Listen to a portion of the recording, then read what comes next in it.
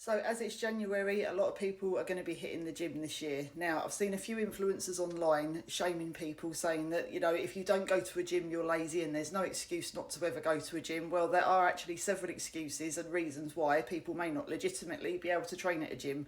Number one, they just might not be able to afford it. Gyms aren't cheap, they are expensive.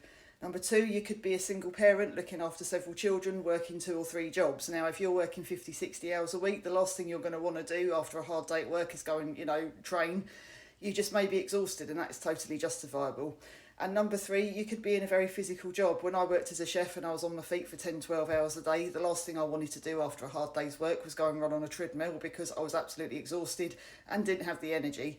So, if you are planning on hitting the gym, that's great, but if people generally can't and they can't afford it, don't shame them, there's no need for it.